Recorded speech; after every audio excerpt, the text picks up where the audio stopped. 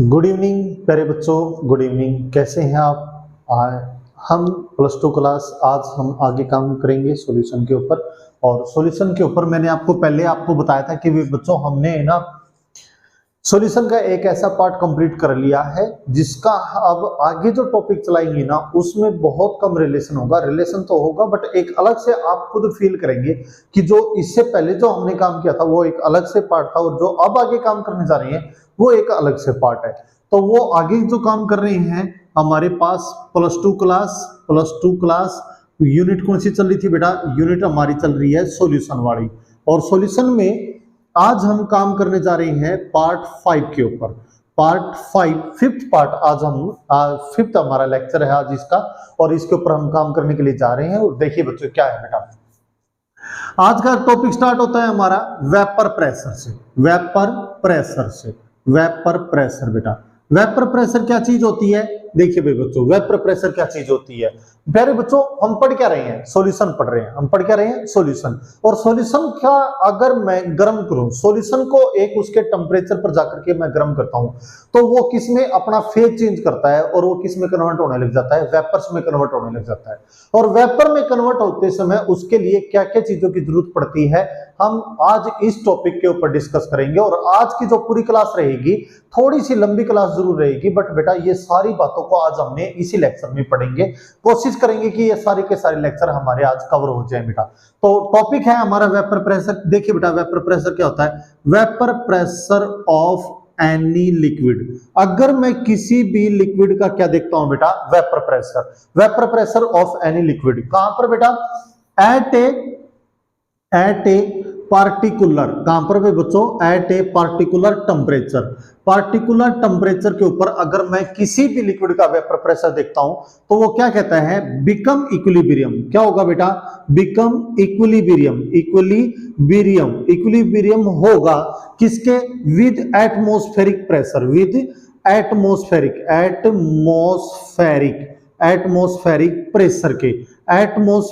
Pressure के वो कैसा होगा बेटा? उसके इक्विलिब्रियम सेटअप करेगा। क्या कहना चाहता हूं बेटा मैं?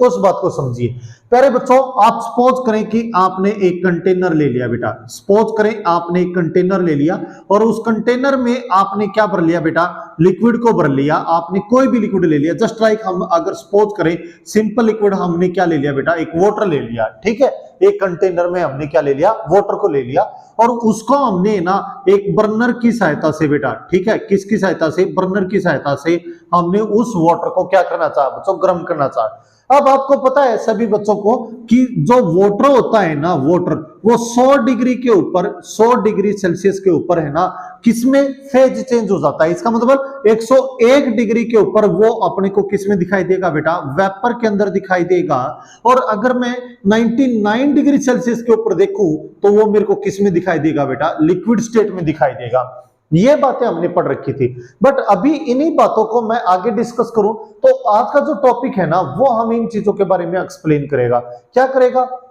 आज से पहले हमें इन बातों का बताता, किन बातों का बताता कि 100 डिग्री के ऊपर लिक्विड जो फेज है ना वो किस में कन्वर्ट हो जाता है? वेपर्स में, यानी कि गैस में बढ़ जाता है, वेपर्स बन जाते हैं उसके। तो कौन सा ऐसा जो फिनोमिना है जहां पर वो अपना फेज चेंज करता है? और फिर पार्टिकुलर का मीनिंग क्या आता है यहाँ पर? प्यारे बच्चों, अब सपोज करें कि ये जो आपने बर्नर यहाँ पर यूज कर रखा है, ये बर्नर जिसके थ्रू आप इस कंटेनर को हीट दे रहे हैं, सपोज करें कि इसने 100 किलो जूल पर सेकंड के अनुसार इसने प्रोड्यूस करी। आप सपोज करके चलें कि इस बर्नर ने 100 किलो जूल पर सेकंड के अनुसार ये डिस्क्राइब कर रहा है। बट पॉइंट ये नोट करें कि इसकी जो हीट है ना इस बर्तन की सिर्फ नीचे तली में लग रही है बेटा जी। ये पॉइंट नोट करें आप। बर्तन का मैक्सिमम जो सरफेस है, ये जो सराउंडिंग सरफेस है, अरे भाई ये तो एटमॉस्फेयर में है ना बेटा। किसमें भाई बच्चों? एटमॉस्फेयर के अंदर है। ठीक है, अगर एक बर्तन का मैक्सिमम सरफेस एरिया एटमॉस्फेयर में है और उस बर्तन के कुछ ही पार्ट के ऊपर आपके बर्नर के द्वारा हीट दी जा रही है, वो इफेक्ट डाल रही है। तो इसका मतलब बच्चों जो 100 किलो जूल आपने एनर्जी दी है ना उसको, वो पूरी की पूरी 100 किलो जूल उस लिक्विड तक नहीं पहुंच पा रही है। एटमॉस्फेयर का इफेक्ट ज्यादा होने की वजह से, ज्यादा सरफेस एरिया एटमॉस्फेयर में जाने की वजह से कुछ हीट एफिशिएंसी में चली जाती है। हम सपोज कर लेते हैं कि 2 से 3% हीट जो है वो एफिशिएंसी में चली गई। इसका मतलब बेटे 97 से 98 जो किलो जूल है ना, किलो जूल पर सेकंड की इतनी हीट किसको मिल रही है? बर्तन को मिल रही है। अब बर्तन की नेचर के ऊपर डिपेंड करते हैं कि बर्तन का कैरेक्टर कैसा है, किस बर्तन में हम उससे उस लिक्विड को हीट प्रोवाइड कर रहे हैं थ्रू द बर्नर, और वो कुछ हीट एफिशिएंसी में जा रही है, जिसकी वजह से बर्तन का भी कैरेक्टर इन्वॉल्व होने की वजह से ये 97-98 जो किलो जूल है ना, ये हीट एनर्जी भी उस लिक्विड तक नहीं पहुंच रही, यहां पर भी कुछ हीट एफिशिएंसी आ रही है। मान लेते हैं यहां पर भी 2 से 3% हीट एफिशिएंसी में जा रही है, तो हम ये कह सकते हैं 95 से 96 किलो जूल जो है ना वो पर सेकंड की कहां तक जा रही है बेटा? उस लिक्विड तक जा रही है। इसका मतलब आप ये सोच रहे हैं मेरा बर्नर 100 किलो जूल पर काम कर रहा है, बट 100 किलो जूल पर काम ना करके वो 100 किलो जूल प्रोड्यूस कर रहा है, बट उस लिक्विड तक हीट कितनी जा रही है और उसके अंदर वो फेज कैसे चेंज हो रही है, क्या वो हीट को अपने अंदर एब्जॉर्ब कर पा रहा है या नहीं कर पा रहा, और उन बातों को वो नोट करेगा और उससे फिर हमें क्या दिखाई देंगे बेटा? फेज चेंज होते हुए दिखाई देंगे। और फेज का बदलना, किसी भी सॉल्यूशन के फेज का बदलना और उसका वेपर में कन्वर्ट होना, तब जाकर के एक प्रेशर क्रिएट होता है, जिसको हम उसका क्या कहते हैं? वेपर प्रेशर कहते हैं। क्या कहता है बेटा? किसी भी लिक्विड का अगर आप वेपर प्रेशर देखना चाहते हैं, कहां देखना चाहते हैं बेटा? पार्टिकुलर टेम्परेचर पर। प्यारे बच्चों, अगर मैं टेम्परेचर की बातें करूं ना, तो टेम्परेचर मेरे पास 3 प्रकार की कंडीशन में एग्जिस्ट करता है। 3 प्रकार की कौन कौन सी बेटा? एक तो होता है बच्चों कांस्टेंट टेम्परेचर। कांस्टेंट टेम्परेचर का मतलब आपने जो एक बार टेम्परेचर फिक्स कर दिया ना किसी भी फिनोमिना के लिए, वो अपनी वैल्यू को चेंज नहीं करेगा, उसको कांस्टेंट टेम्परेचर कहते हैं। एक होता है बेटा हमारे पास वेरिएबल टेम्परेचर। बेटा वेरिएबल टेम्परेचर कौन सा होता है बेटा? जहां पर वेरिएशन आए, यानी कि आपको ये देखें कि मान लो आप 30 डिग्री के ऊपर काम कर रहे हैं, ठीक है, कुछ देर के बाद 35 डिग्री टेम्परेचर हो गया, या कुछ देर के बाद है ना 25 डिग्री टेम्परेचर हो गया, यानी कि ऑन स्पॉट 5-6 डिग्री का वेरिएशन आपको देखने को मिलता है, या तो वो अप हो रहा है या वो डाउन हो रहा है, तो वो वेरिएबल टेम्परेचर में काम करता है। और तीसरी जो सिचुएशन होती है ना बेटे, वो कौन सी होती है? पार्टिकुलर टेम्परेचर की। यानी कि पार्टिकुलर टेम्परेचर कौन सा होता है? जैसे 30 डिग्री का टेम्परेचर चल रहा है, ठीक है, कुछ ऐसी कंडीशन हुई आपके बर्नर के थ्रू या एटमॉस्फेयर के थ्रू, वो टेम्परेचर कितना चला गया? 31 डिग्री या 32 डिग्री, 1-2 डिग्री अप हो रहा है, 1-2 डिग्री ही अप हो रहा है, या 1-2 डिग्री ही वो क्या हो रहा है? डाउन हो रहा है। इसका मतलब क्या हो गया बच्चों? 30 डिग्री के ही राउंड फिगर में वो काम कर रहा है, या तो 30 डिग्री से थोड़ा सा अप जा रहा है या थोड़ा सा डाउन जा रहा है। तो वो जो टेम्परेचर होता है ना, जो उसी के सराउंडिंग काम करता है, उसको हम पार्टिकुलर टेम्परेचर कहते हैं, ठीक है। कांस्टेंट टेम्परेचर कभी चेंज नहीं होगा। वेरिएबल टेम्परेचर वेरिएशन आएंगे, ऑन स्पॉट आपको 5 से 7 डिग्री का टेम्परेचर में चेंज देखने को मिलेगा। वो कौन सा होता है बेटा? हमारे पास दैट इज वेरिएबल टेम्परेचर। तो किसी भी लिक्विड का आप वेपर प्रेशर देखना चाहते हो पार्टिकुलर टेम्परेचर पर, वो डिपेंड करता है उसके एटमॉस्फेयर में कितना आप कंडीशन चेंज कर रहे हैं। और एटमॉस्फेयर की कंडीशन किसके थ्रू चेंज हो रही है बेटा? 2 चीजों के थ्रू। एक तो बर्नर चेंज कर रहा है, मेन काम बर्नर कर रहा है। अरे भाई बर्नर ने 100 किलो जूल ड्राइव करी, ठीक है, हीट एफिशिएंसी चली गई, बट बेटा 100 किलो जूल है ना कहीं 95-96 तक तो जा रही है। इतनी हीट तो वो प्रोवाइड कर रहा है ना, डायरेक्ट या इनडायरेक्ट रूप से। किसको बेटा? लिक्विड को। तो इन चीजों के बारे में जो हमें एक्सप्लेन करता है ना, उसका नाम क्या होता है? वेपर प्रेशर बेटा। तो इस स्टेज पर जाकर के कोई भी जो सॉल्यूशन होता है ना, वो अपने कैरेक्टर को क्या कर लेता है? चेंज कर लेता है, और किस में कन्वर्ट हो जाता है? लिक्विड फेज के अंदर वो क्या हो जाता है? कन्वर्ट हो जाता है। और लिक्विड फेज में बदलेगा तो ये किन किन फैक्टर्स पर डिपेंड करता है बेटा? देखिए भाई बच्चों, ये किस फैक्टर पर डिपेंड करता है? फैक्टर की बात करूं तो ये 2 प्रकार के मेन फैक्टर तो 2 होते हैं बेटा इसके। वैसे हम अपनी तरफ से बच्चों को ना, जैसे +1 क्लास के बच्चे होते हैं, अगर उनको हम समझाने के लिए जाते हैं तो ये चैप्टर जब समझाते हैं तो 4-5 टाइप के कैरेक्टर दिखाते हैं, बट यहां पर मेनली जो कैरेक्टर्स है ना, मेनली जो फैक्टर्स है हमारे पास, वो सिर्फ 2 ही है। 2 कौन कौन से बेटा? एक तो डिपेंड करता है इंटरमोलिक्यूलर इंटरमोलिक्यूलर फोर्स के ऊपर, ठीक है, इंटरमोलिक्यूलर फोर्स के ऊपर, ठीक है बच्चों, इंटरमोलिक्यूलर फोर्स पर। और एक डिपेंड करता है बेटा टेम्परेचर के ऊपर, दो बातों पर डिपेंड करता है।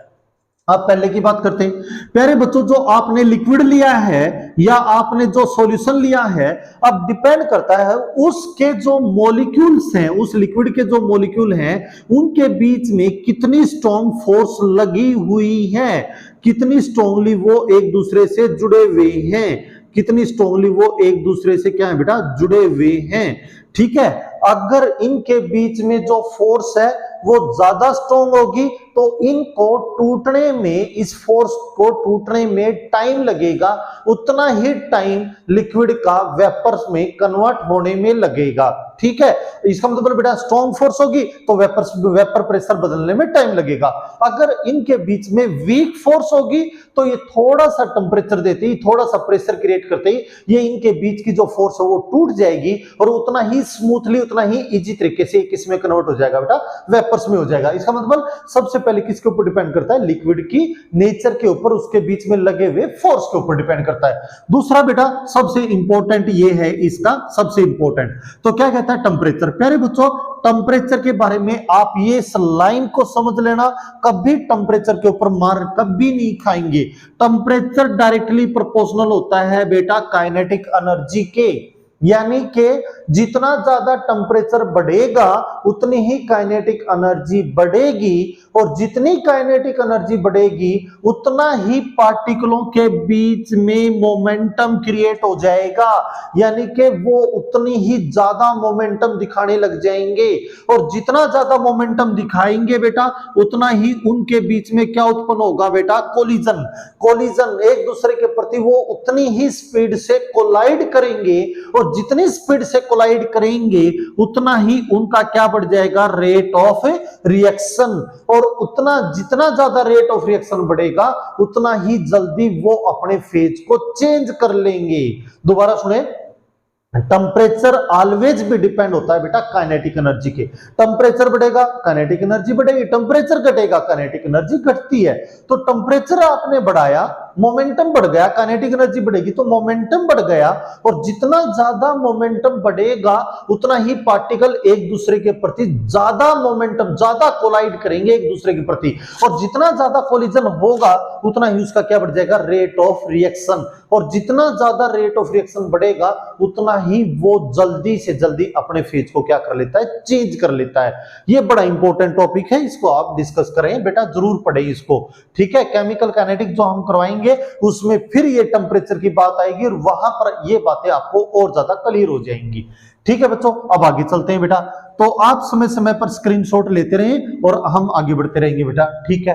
अब आगे कहता है हमारे को वेपर प्रेशर की इस बात को और ज्यादा हमारे सामने क्लियर किया एक साइंटिस्ट आता है, उस साइंटिस्ट का नाम है प्यारे बच्चों राउल्ट्स लॉ, ठीक है। क्या नाम है, RAOULTS, राउल्ट्स, ठीक है, राउल्ट्स लॉ बेटा।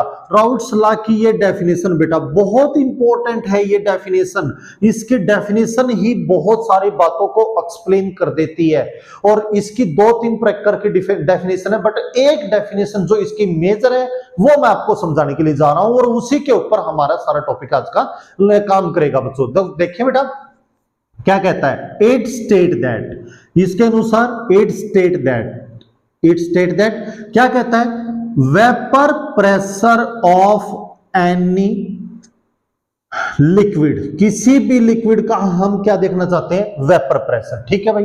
किस बात, कहां पर बेटा, एट ए पार्टिकुलर, कहां पर भाई बच्चों, एट ए पार्टिकुलर टेम्परेचर, ठीक है। पार्टिकुलर टेम्परेचर पर भी देखना चाहते हैं, किस कंडीशन के लिए प्यारे बच्चों, फॉर वोलेटाइल सॉल्यूशन के लिए। प्यारे बच्चों ये शब्द नया आया है, अभी तक हमने ये चीज नहीं देखी थी, बट अब हम देखेंगे बेटा। प्यारे बच्चों देखो वोलेटाइल का मीनिंग क्या होता है, वोलेटाइल का सिंपल सा मीनिंग मैं आपको बताऊंगा, आप कभी कंफ्यूज नहीं होंगे। दो प्रकार के सॉल्यूशनों का बिहेवियर बनता है, राउल्ट्स लॉ ने दोनों प्रकार के सॉल्यूशनों के ऊपर काम किया था, वोलेटाइल और नॉन वोलेटाइल। वोलेटाइल वो होते हैं जिसमें सोलवेंट और सोल्यूट लगभग आपके इक्वल काम करें, सोलवेंट और सोल्यूट दोनों एक दूसरे के लगभग काम करते हो, तो वो कौन से होते हैं बेटा? वोलेटाइल। जैसे अगर कोई सॉल्यूशन आपने 100% का कोई सॉल्यूशन बना रखा है, तो उसमें अगर ये 52% है तो ये 48 होगा, ये 53% है तो ये 47 होगा, बट कभी भी दोनों 50-50 नहीं होंगे। ध्यान करना इस बात की तरफ, दोनों 50-50 नहीं होंगे, लगभग एक 50 से थोड़ा सा कम और एक 50% से थोड़ा सा ज्यादा होगा। ठीक है, ये मीनिंग होता है एक्चुअली किसका? वोलेटाइल का। ठीक है, यानी कि ऐसा सॉल्यूशन बनाए जो समय के साथ धीरे धीरे डेंसर कैरेक्टर में जाए, जहां पर सोल्यूट और सॉल्वेंट की क्वांटिटी अप्रोक्सीमेट क्या हो जाए? सेम हो जाए। और जो नॉन वोलेटाइल सॉल्यूशन होते हैं ना, नॉन वोलेटाइल बेटा, नॉन वोलेटाइल जो सॉल्यूशन होते हैं, इसमें जो सोलवेंट होता है, सोलवेंट होता है और जो सोल्यूट होता है, ये कभी भी एक दूसरे के अप्रोक्सीमेट नहीं होंगे। अगर एक 90% है तो एक 10% है, एक 80% है तो एक 20% है, बट इससे डाउन अगर चला जाता है, 70-30 की रेशो में चला जाता है, 60-40 की रेशो में चला जाता है, तो वो सॉल्यूशन कहीं ना कहीं धीरे धीरे सैचुरेट फॉर्म क्रिएट कर लेते हैं, और सैचुरेटेड जो फॉर्म बनती है वो कहीं ना कहीं वोलेटाइल नेचर को एक्सप्लेन करना शुरू कर देती है। और जो अनसैचुरेटेड फॉर्म होते हैं, जो डाइल्यूटेड फॉर्म होती है हमारे पास, वो किसमें बिलोंग करती है? नॉन वोलेटाइल में। तो प्यारे बच्चों, इसने क्या कहा बेटा? अगर हम किसी भी लिक्विड का वेपर प्रेशर देखना चाहते हैं, कहां पर भाई बच्चों? पार्टिकुलर टेम्परेचर पर। किसके लिए? वोलेटाइल सॉल्यूशन के लिए। तो इज इक्वल होगा इक्वल टू द किसके बेटा? आप प्रोडक्ट कर दे। प्रोडक्ट का मतलब यहां पर मल्टीप्लीकेशन से है भाई, प्रोडक्ट का मतलब यहां पर मल्टीप्लाई से है, रिएक्टेंट से प्रोडक्ट बना रहे हैं, उस प्रोडक्ट से मतलब नहीं है, यहां प्रोडक्ट का मतलब मल्टीप्लीकेशन है। Product of vapour pressure in pure form with its molar concentration of the solution is called Raoult's law for volatile। क्या मीनिंग है भाई बच्चों इसका? लेट करते हैं, let XA and XB are two component, R2 क्या है हमारे पास? कंपोनेंट्स ले लिए बेटा। ठीक है, XA और XB हमने दो कंपोनेंट ले लिए, whose moles are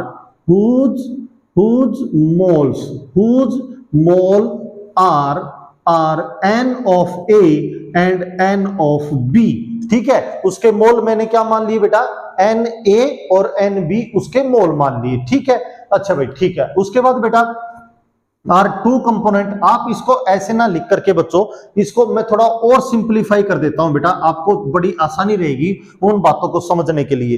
क्या बेटा? थोड़ा सा सिंपल कर देते हैं, लेट करते हैं PA एंड PB, ये मान लेते हैं are the vapour pressure of solvent and solute. ठीक है, ये बात ठीक है भाई, इस फॉर्म में ले लेते हैं। PA और PB मैंने क्या ले लिए? वेपर प्रेशर ले लिए, किसके? सोलवेंट के और सोल्यूट के। P naught A and P naught of B are the vapour pressure of, ये वेपर प्रेशर जो ले रहे हैं, are the pure vapour pressure of solvent and solute बेटा। ठीक है, ये प्योरेस्ट फॉर्म मान लेते हैं। और XA and XB are concentration of solvent and solute. ठीक है, एक बार इसको ना फॉर्मूला लगा के देखते हैं बच्चों। तो क्या कहता है? आपने PA लिया है, ठीक है, P कौन है? वेपर प्रेशर, किसका है? सोलवेंट का। वेपर प्रेशर देखना चाहते हैं किसका बेटा?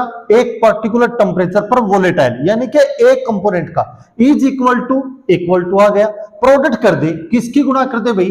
प्योर फॉर्म लेकर के, प्योर फॉर्म उसी कंपोनेंट की और उसके अंदर जो कंसंट्रेशन डाली गई है उसकी। उनको आपस में आप मल्टीप्लाई कर दें तो आपके पास प्योरेस्ट फॉर्म आ जाएगी ए कंपोनेंट की। इसी प्रकार बेटा आप P ऑफ B निकालेंगे तो वो P not of B into में XB हो जाएगा। अगर आप इन दोनों कंपोनेंटों को मिला दें तो हमारे पास क्या आ जाएगा, टोटल सॉल्यूशन जो PA प्लस में PB होगा और PS जो सॉल्यूशन होगा वो P नॉट AXA प्लस में P not of B into XB इसके बराबर होगा। ठीक है, इसके बराबर होगा। क्या मीनिंग है प्यारे बच्चों, सिंपल भाषा में मैं आपको बताता हूं बेटे। आपने 12वीं क्लास के बच्चे हो, आपने ना अपनी इस स्टेज के ऊपर रसगुल्ला जरूर खाया होगा, गुलाब जामुन जरूर खाई होगी। जो रसगुल्ला है ना वो किससे मिलकर के बना होता है बेटा, मैदा और मावा होता है, उसमें दूध से बना हुआ मावा होता है। दोनों को मिला करके एक मिक्सर तैयार किया जाता है और उसको फिर फ्राई करते हैं। ठीक है, तो ये क्या हो गया बेटा, ये मान लेते हैं वो प्योरेस्ट फॉर्म हो गई किसकी, उसकी मैदे की और मावे की। ठीक है, और उसको हमने एक फिक्स प्रेशर के ऊपर क्या कर लिया, फ्राई कर लिया, तो हमारे पास एक रसगुल्ला बन गया। ठीक है, उसको डीप किस में करते हैं, किसमें बेटा, एक चीनी से बना हुआ घोल होता है जिसको हम सिंपल भाषा में चाशनी बोलते हैं, और वो किससे बनाते हैं, चीनी प्लस में पानी। ठीक है, उसका घोल बनाया, चीनी प्लस में पानी, कंसंट्रेशन हो गई, और उसको स्पेसिफिक टेम्परेचर पर हम फाइनली स्टेज देते हैं ताकि वो एक सैचुरेटेड फॉर्म बन जाए, और दोनों को आपस में मिक्स करके हमने क्या बना लिया, एक फाइनल बना देते हैं, तब जाकर के वो मिठाई तैयार होती है हमारे पास। ऐसे ऐसे बहुत सारे हमारे पास प्रोडक्ट हैं जो राउल्ट्स लॉ के थ्रू हमने बनाए हुए हैं और जिनको हमने फाइनल स्टेज दे रखी है। तो ये हमारे पास क्या बन गया, एक कंपोनेंट सॉल्वेंट का हो गया, एक कंपोनेंट सोल्यूट का हो गया, दोनों को मिलाएंगे तो हमारे पास क्या बन जाएगा, सॉल्यूशन बन जाएगा, जो राउल्ट्स लॉ को किस में एक्सप्लेन करता है बेटा, दैट इज वोलेटाइल में। आप प्लीज जल्दी से स्क्रीनशॉट लें। ठीक है भाई, अब इसके आगे चलते हैं प्यारे बच्चों, इसके आगे बेटा अब आगे हमें कहता है कि भाई राउल्ट्स लॉ आप किसके लिए बेटा, फॉर नॉन वोलेटाइल के लिए आप बताएं क्या होता है। ठीक है, चलो देखते हैं, कंपैरिजन करते हैं बेटा। अब हम करते हैं राउल्ट्स बेटा, राउल्ट्स लॉ। ठीक है, किसके लिए बेटा, for non volatile, non volatile solution. अगर मैं नॉन वोलेटाइल सॉल्यूशन के लिए देखूं ये राउल्ट्स लॉ, तो ये देखिए बच्चों हमारे पास क्या होता है, वी नो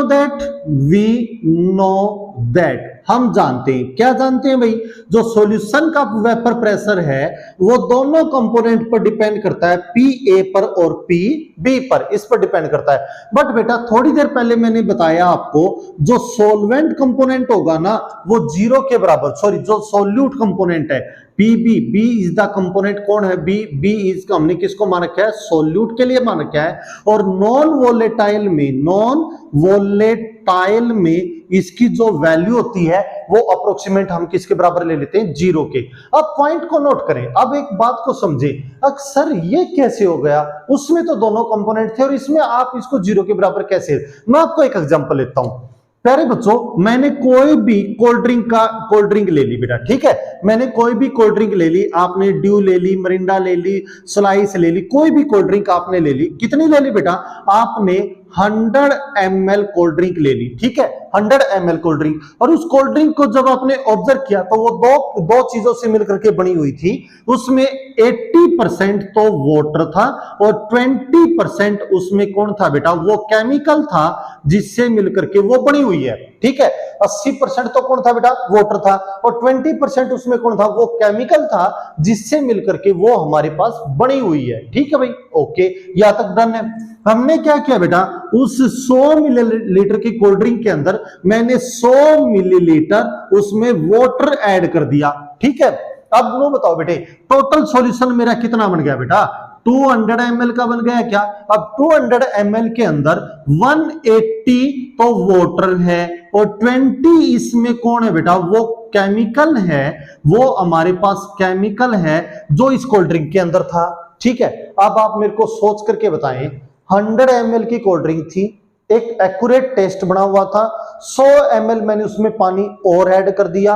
अब नो बताओ बेटा, टोटल सॉल्यूशन तो 200 हो गया है ना, 200 में 180 कौन है, वाटर है, और 20% कौन है, वो केमिकल है। अब ये सारी चीज बनाने के बाद क्या वो कोल्ड ड्रिंक पीने लायक बचेगी, क्या उसका वो टेस्ट आएगा जो टेस्ट हम पहले उसका ऑब्जर्व कर पा रहे थे?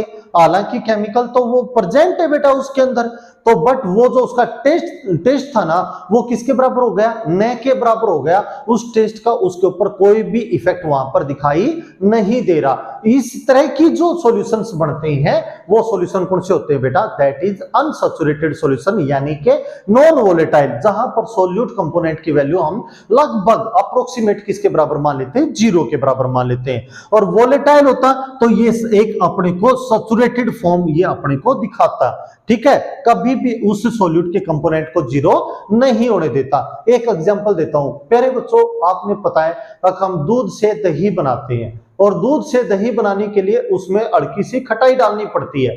आप 2 किलो दूध में 100 ग्राम लस्सी डाल दें तो भी आपकी दही बनेगी, और 200 किलो दूध के अंदर भी 100 ग्राम अगर आप लस्सी डाल देंगे तो भी आपकी क्या बनेगी बेटा? उस दूध की दही बन जाएगी। तो इसका मतलब जो वो 100 ग्राम लस्सी है ना, वो रिजल्ट 2 किलो में भी वैसा ही दिखा रही है और 200 किलो दूध के अंदर भी वो वैसा ही दिखा रही है।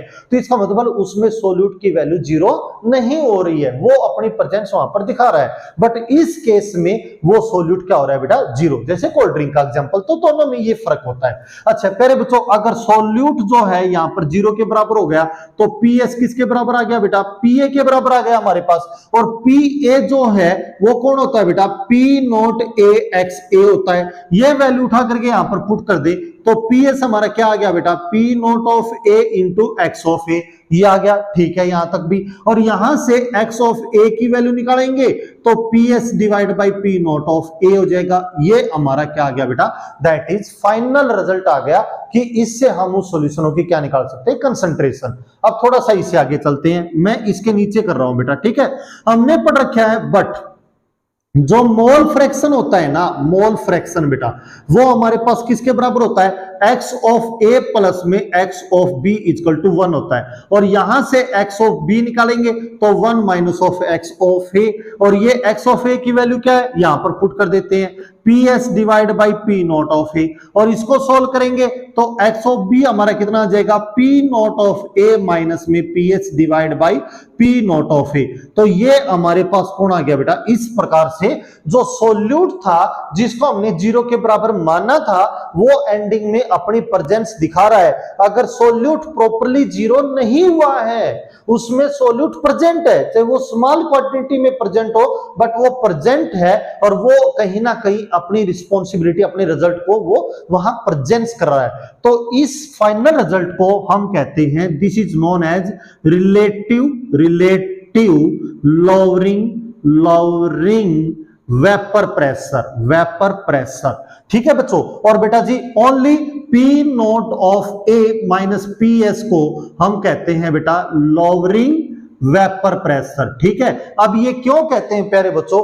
बीच में हमारा एक छोटा सा टॉपिक आएगा आइडियल सॉल्यूशन और नॉन आइडियल सॉल्यूशन, उसके बाद मैं आपको इनके बारे में बताऊंगा कि भाई ये इनको क्यों कहा जाता है।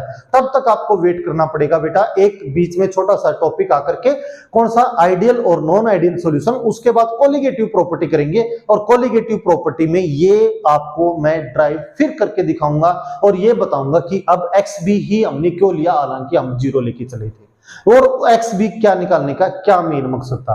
प्यारे बच्चों बहुत इंपॉर्टेंट टॉपिक्स की डिस्कस किए जा रहे हैं, पर डे के एक टॉपिक 2 टॉपिक आपके सामने मैं लेकर के आ रहा हूं। और देखो बच्चों, इनको अगर आप अच्छे तरीके से मेहनत करेंगे, समझने की कोशिश करेंगे, और कोई भी आपके सामने डाउट आता है तो बेटा डिस्क्रिप्शन में मेरा है ना मोबाइल नंबर मिल जाएगा, या आप मेरे को कमेंट करिए, और 4-5 बच्चों के अगर कमेंट सेम आते हैं तो उस टॉपिक की वीडियो मैं दोबारा और नए तरीके से, नए प्रकार से मैं आपको समझाने की कोशिश करूंगा। आज आपसे मिलकर के बड़ा अच्छा लगा, मिलते हैं अगली क्लास में।